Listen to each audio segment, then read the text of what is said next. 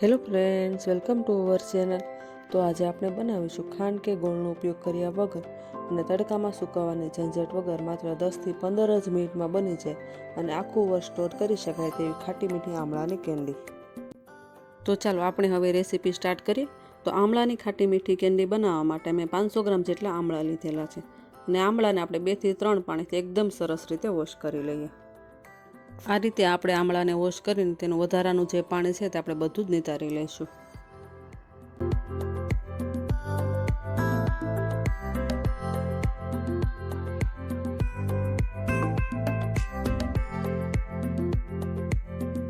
શરદી અને ખાંસી માટે પણ આમળાની આ કેન્ડી ખૂબ જ ફાયદાકારક છે। તો હવે આપણે સ્ટીમરમાં 3 થી 4 મોટા ગ્લાસ જેટલું પાણી ગરમ કરવા માટે મૂકી દઈએ અને આ રીતે જે પ્લેટ આવે છે કાણાવાળી તે પણ આપણે મૂકી દઈએ અને હવે આપણે આમળા લઈએ। આપણે આ રીતે આમળા બધા જ મૂકી દેવાના છે। જો આપણે આમળાને પાણીમાં એડ કરીને પછી તેને બોઇલ કરીશું તો તેમાં જે પોષક તત્વો હોય છે તે નાશ પામે છે, તેથી આપણે આમળાને આ રીતે સ્ટીમ કરી લેવાના છે। આમળાને સ્ટીમ કરતી વખતે ગેસની ફ્લેમ આપણે હાઈ રાખવાની છે અને હવે એક ઢાંકણ ઢાંકીને તેને સ્ટીમ કરી લઈએ। તો માત્ર 4 થી 5 જ મિનિટમાં આપણા આમળા એકદમ સરસ રીતે સ્ટીમ થઈ ગયા છે। તો હવે આપણે આ રીતે આમળાને ચેક કરી લઈએ। તો તમે જોઈ શકો છો કે આમળા એકદમ સરસ રીતે સોફ્ટ થઈ ગયા છે અને હવે આપણે આ પ્લેટને બહાર લઈને આમળાને થોડા ઠંડા થવા દઈએ।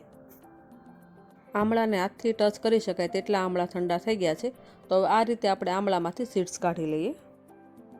આમળા એકદમ સરસ રીતે સોફ્ટ થઈ ગયા છે અને તમે જોઈ શકો છો કે આમળામાંથી સીડ્સ એકદમ ઇઝીલી નીકળી જાય છે। આમળાના જ્યુસને પ્રિઝર્વેટિવ વગર જ આખા વર્ષ સુધી કેવી રીતે સ્ટોર કરવું તેની રેસીપી પણ આપણે આગળના વિડીયોમાં આપેલી છે અને હવે આ રીતે આપણે બધા જ આમળામાંથી સીડ્સ કાઢી લીધેલા છે અને તેને એક મિક્સી જારમાં લઈએ। મિક્સી જારમાં આપણે પાણી એડ કર્યા વગર જ આમળાની એકદમ સ્મૂથ પેસ્ટ બનાવી લેવાની છે। જો જરૂર લાગે તો જ 2 થી 3 ચમચી જેટલું આપણે પાણી એડ કરવાનું। તો તમે જોઈ શકો છો કે આમળાની એકદમ સરસ રીતે સ્મૂથ પેસ્ટ બનીને રેડી છે। આ રીતે આપણે એકદમ સરસ સ્મૂથ પેસ્ટ બનાવી લેવાની છે અને હવે આ પેસ્ટને આપણે કડાઈમાં લઈએ। અત્યારે આપણે આમળાની જે પેસ્ટ બનાવેલી છે તેમાં આપણે જરા પણ પાણી એડ નથી કર્યું। જો આ રીતે આમળાની પેસ્ટ બનાવવામાં આપણે થોડું ઘણું પાણી એડ કરીએ તો આમળાની કેન્ડી બનતા ખૂબ જ વાર લાગે છે। આમળાની આ ખાટી મીઠી કેન્ડી આપણે ગોળ કે ખાંડનો ઉપયોગ કર્યા વગર જ બનાવવાના છીએ અને આ કેન્ડી એકદમ ઇન્સ્ટન્ટ બની જાય છે। આમળાની આ ખાટી મીઠી કેન્ડી બનાવવા માટે આપણે 500 ગ્રામ જેટલા આમળા લીધેલા છે। તો 500 ગ્રામ આમળાની સામે આપણે 100 ગ્રામ જેટલી દળેલી સાકર એડ કરીએ। જો તમારે દળેલી સાકર એડ ના કરવી હોય તો તેના બદલે તમે ગોળનો પાવડર પણ લઈ શકો છો। હવે તેમાં આપણે સ્વાદ અનુસાર નમક એડ કરીએ અને આમળાની કેન્ડીને એકદમ ટેસ્ટી બનાવવા માટે તેમાં આપણે 2 ચમચી જેટલો ચાટ મસાલો એડ કરીએ। જો ચાટ મસાલો ના હોય તો તેના બદલે તમે સંચળ પાવડર પણ એડ કરી શકો છો। હવે આ બધી જ વસ્તુને આપણે એકદમ સરસ રીતે મિક્સ કરી દઈએ। આ આમળાની કેન્ડીને એકદમ ખાટી મીઠી બનાવવા માટે આપણે તેમાં 2 ચમચી જેટલો લીંબુનો રસ એડ કરીશું અને ફરીવાર તેને એકદમ સરસ રીતે મિક્સ કરી દઈએ।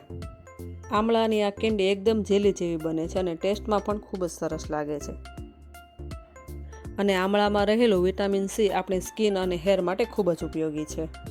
આમળાની આ ખાટી મીઠી કેન્ડીને એકદમ જેલી જેવી બનાવવા માટે 1 ચમચી જેટલો કોર્નફ્લોર લીધેલો છે અને તેમાં થોડું પાણી એડ કરીને આ રીતે આપણે પેસ્ટ બનાવી લેવાની છે। હવે આ પેસ્ટને આપણે આમળાની જે પેસ્ટ બનાવેલી તેમાં એડ કરીએ અને તેને એકદમ સરસ રીતે આપણે મિક્સ કરી દઈએ। કોર્નફ્લોર વગર પણ આ કેન્ડી બનાવી શકાય છે, પણ આ રીતે 1 ચમચી જેટલો કોર્નફ્લોર એડ કરવાથી તેનું રિઝલ્ટ વધારે સારું મળે છે। તો તમે જોઈ શકો છો કે આમળાની પેસ્ટનો કલર પહેલાં કરતાં ઘણો ચેન્જ થઈ ગયો છે અને એકદમ થીક થઈ ગઈ છે આ પેસ્ટ। આ રીતે કડાઈને છોડે તે પ્રમાણે થોડી થીક થાય ત્યાં સુધી તેને આપણે થવા દેવાની છે। તો હવે આપણે કેન્ડી માટેની પેસ્ટ બનીને રેડી છે। તો કેન્ડી બનાવવા માટે આપણે પ્લેટને થોડી આપણે ઘીથી ગ્રીસ કરી લઈએ। આપણે 2 અલગ અલગ પ્લેટ લીધેલી છે કેમ કે આપણે એક કેન્ડી છે એ નોર્મલ બનાવીશું અને બીજી છે થોડું આપણે તેમાં કલર એડ કરીશું। તો હવે આપણે બંને પ્લેટમાં આપણે આમળાની પેસ્ટ, તો તમે જોઈ શકો છો કે આમળાની આ પેસ્ટ કેટલી થીક થઈ ગઈ છે। આ રીતે થીક થાય ને ત્યાં સુધી તેને આપણે થવા દેવાની છે। શરદી અને ખાંસી માટે પણ આમળાની આ કેન્ડી ખૂબ જ ફાયદાકારક છે। તો હવે એક આપણે ચમચાની મદદથી આપણે આ પેસ્ટને થોડી થોડી સ્પ્રેડ કરી દઈએ એટલે તે ઝડપથી ઠંડી થઈ જાય। તો 10 થી 15 મિનિટ સુધી આપણે આ પેસ્ટને થોડી ઠંડી થવા દઈશું અને પછી તેમાંથી આપણે કેન્ડી બનાવીશું। તો કલરફુલ કેન્ડી બનાવવા માટે આપણે જે પેસ્ટ થોડી અલગ રાખેલી તેમાં આપણે હવે કલર એડ કરીએ। તો હવે આપણે આમળાની પેસ્ટમાં અડધી ચમચી જેટલો આપણે ગ્રીન કલર એડ કરીએ. આપણે આ ફૂડ કલર એડ કરેલો છે. તમે ગ્રીનના બદલે કોઈ પણ કલર એડ કરી શકો છો. અને હવે આ કલરને આપણે પેસ્ટ સાથે એકદમ સરસ રીતે મિક્સ કરી દઈએ. અને જો કલર ના એડ કરો તો તમે સ્કીપ પણ કરી શકો છો. અને હવે આ પ્લેટને પણ આપણે થોડી ઠંડી થવા દઈએ. 10થી 15 મિનિટમાં જ આ એકદમ સરસ રીતે ઠંડી થઈ જશે. તો આમળાની આ ખાટી મીઠી એકદમ ટેસ્ટી એવી આ કેન્ડી તમે તડકામાં સૂકવવાની ઝંઝટ વગર ઘરે માત્ર 10થી 15 જ મિનિટમાં એકદમ સરળતાથી બનાવી શકો છો. તો હવે આ પેસ્ટ એકદમ સરસ રીતે ઠંડી થઈ ગઈ છે અને તેમાંથી આપણે હવે કેન્ડી બનાવી લઈએ. તો હવે આ રીતે થોડી થોડી પેસ્ટ હાથમાં લઈને તેને આપણે રાઉન્ડ શેપમાં કેન્ડી બનાવી લઈએ.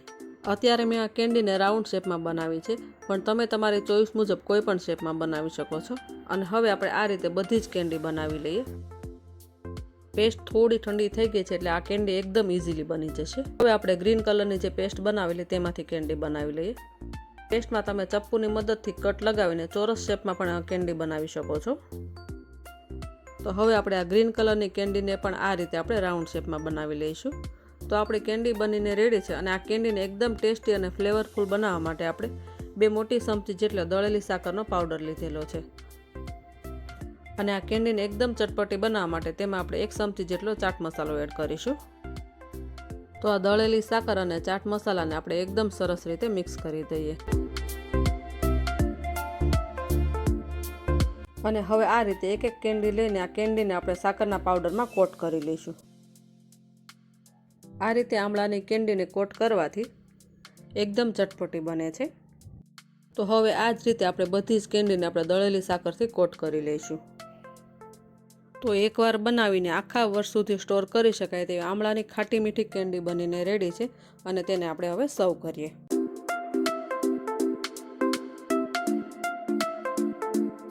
તો જોયું ને ફ્રેન્ડ્સ કે તડકામાં સૂકવવાની ઝંઝટ વગર આમળાની કેન્ડી માત્ર 15 જ મિનિટમાં બનાવીને તેને આપણે આખા વર્ષ સુધી સ્ટોર કરી શકીએ છીએ. તો આમળાની આ કેન્ડીની રેસીપી તમે ઘરે એક વખત જરૂરથી ટ્રાય કરજો. અને હા, વિડીયો ગમ્યો હોય તો વિડીયોને લાઇક કરવાનું ભૂલશો નહીં.